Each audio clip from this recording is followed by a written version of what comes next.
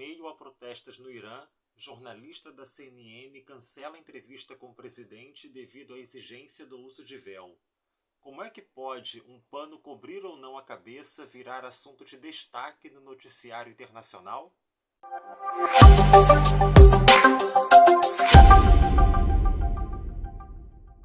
Olá, eu sou Fernando Vieira e seja bem-vindo ao Período Histórico, um canal no qual nós tratamos as notícias do momento à luz da história. Se você gosta desse tipo de conteúdo, se ele faz sentido para você, não perca tempo, clica aí no botão que aparece no cantinho da tela desse vídeo, se inscreva no canal para que você não perca os próximos vídeos sobre os assuntos que estão rolando no momento, beleza? Então vamos lá, vamos entender um pouquinho melhor essa notícia que circulou na imprensa internacional, inclusive no Brasil, alguns dias atrás. O Irã é um país que está localizado no continente asiático, no Oriente Médio, mas numa região ali já de transição entre o Oriente Médio e aquela parte mais central da Ásia, já próxima do subcontinente indiano. Se você tem uma dificuldade em localizar geograficamente o território iraniano, eu vou colocar aqui na descrição deste vídeo o link para um mapa da Ásia político que você vai conseguir localizar bem a região onde fica o Irã. O Irã, o território do Irã, está localizado no território que foi, durante muitos séculos, o território do Império Persa, uma monarquia que remonta à antiguidade, com uma cultura persa bastante característica e que depois da expansão, nascimento e expansão do islamismo, a partir do século VII da era cristã, século VII depois de Cristo, o Império Persa se tornou um império, um território de religião muçulmana. E assim se manteve até chegar ao século XX, quando essa monarquia persa se modernizou em vários aspectos, em várias frentes, inclusive no nome do país, passou a adotar o nome de Irã e não mais de Pérsia, e ao longo dos anos 30, 40, 50, 60, se tornou ali um estado monárquico no Oriente Médio muito vinculado ao Ocidente, muito voltado a relações comerciais, geopolíticas, estratégicas com o Ocidente, inclusive e principalmente com os Estados Unidos da América. O último monarca do Irã, enquanto reino, enquanto monarquia, o Shah, que era o título monárquico, o Shah Reza Pahlavi, foi um grande aliado dos Estados Unidos. E isso levou com que a juventude iraniana, os setores mais tradicionais dentro do Irã, vinculados à religião, à intelectualidade islâmica, passassem a fazer com mais força, a partir dos anos 60, um movimento de oposição virulenta contra o regime do Shah Reza Pahlavi, que, entre outras razões, era acusado de ser um capacho dos Estados Unidos da América no país, de fazer com que o Irã fosse uma nação subserviente aos interesses americanos e também implantasse uma agenda de ocidentalização muito acelerada da própria sociedade iraniana, que colocava em xeque os valores tradicionais do Islã, muito importantes na configuração social do povo iraniano. E isso levou um movimento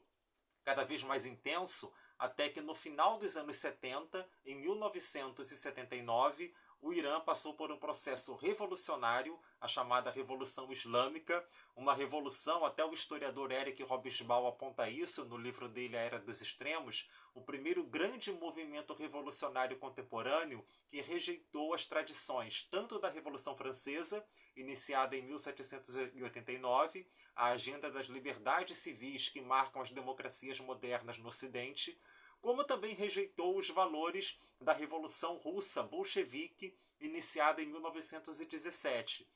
A revolução da luta de classes, da luta da burguesia contra o operariado e de destruição do capitalismo. O que a Revolução Islâmica no Irã, na verdade, pretendia e conseguiu fazer foi criar um regime político que, na época contemporânea, no final do século XX, no calendário cristão, fosse pautado, moldado a partir dos valores do Islã, do islamismo xiita, que é o predominante no Irã. Então, o reino do Irã foi destituído, foi substituído por uma república, mas uma república islâmica, que passou a ter, e esse é o sistema político que vigora no Irã até hoje, uma realidade, vamos dizer assim, paralela. De um lado, existe a chefia do governo, que é encabeçada por um presidente da República, que é eleito pelo voto popular, mas, por outro lado, existe uma chefia de Estado, que é uma chefia espiritual da nação. Uma chefia que sempre está nas mãos de um indivíduo que não é eleito por voto popular, mas de um ayatolá, que é um grande mestre da religião islâmica no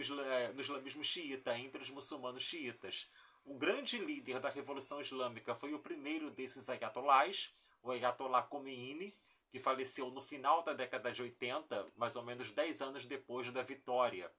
da Revolução Islâmica, e hoje há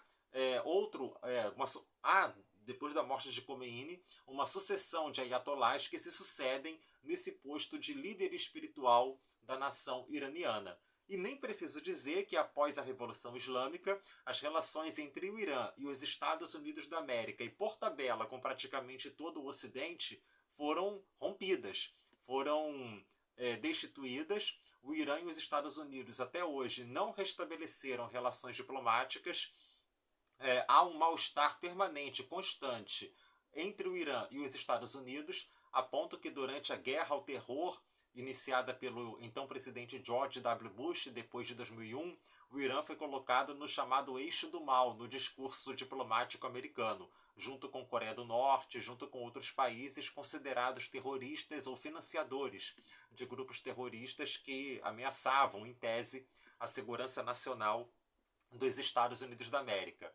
E talvez aquele fator que para os países ocidentais em geral, não só para os Estados Unidos, mais simboliza, mais expressa esse vetor islâmico extremado da sociedade iraniana, nascida da Revolução Islâmica, é a obrigação de as mulheres no Irã, qualquer mulher, seja iraniana ou estrangeira, seja muçulmana ou não, mas qualquer mulher em território iraniano, em público, ter que cobrir a cabeça, ter que cobrir os seus cabelos, o uso do hijab,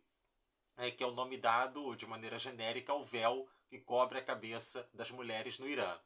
E rejeitar o uso do hijab não apenas é uma expressão clara de rejeição ao sistema político do Irã, político e religioso, como também tem sido cada vez mais nos últimos anos um indicativo de revolta, de protesto. E o que aconteceu? Dia 13 de setembro de 2022 agora, uma jovem iraniana de 22 anos, se não me engano, a Mahsa Amini, nome dela, ela foi presa pela polícia da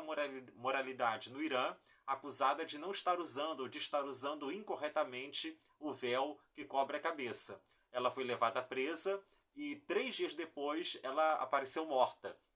E o discurso das autoridades iranianas é que a Mahsa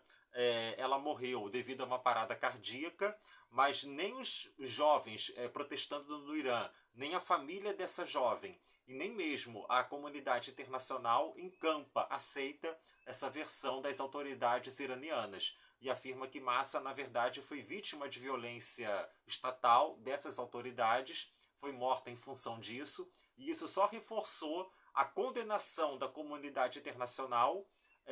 aos atos, à repressão iraniana e a simpatia pelos movimentos de protesto contra as autoridades, principalmente encabeçados por jovens que, claro, apesar de tudo, de todo o controle iraniano, têm aí bastante contato com o Ocidente, com esse modo ocidental de vida. E o presidente do Irã, o Ebrahim Raisi, que foi aos Estados Unidos para a abertura da Assembleia Geral da ONU, daria uma entrevista para a jornalista da CNN americana Christiane Amanpour, que inclusive tem ascendência iraniana, e o presidente teria exigido que a Christiane usasse o véu ao entrevistá-lo. E a Christiane disse, não, nós não estamos no Irã, nós estamos em Nova York, onde não há costume, não há tradição em utilizar o véu, não vou usar o véu. E o presidente não compareceu à entrevista. Então isso expressa, mais uma vez, algo que está muito distante, a meu ver, de terminar, que é esse mal-estar entre o regime nascido da Revolução Islâmica no Irã, a República Islâmica do Irã, é o nome oficial do país, aliás, e os países ocidentais, em particular, os Estados Unidos da América. Aquilo que já foi chamado já há algum tempo de choque de civilizações entre Ocidente e Oriente, entre American Way of Life e o Islã, talvez se expresse de maneira absoluta, ou não há melhor maneira de expressar esse choque, esse confronto, que as tensões entre o regime iraniano e os regimes ocidentais.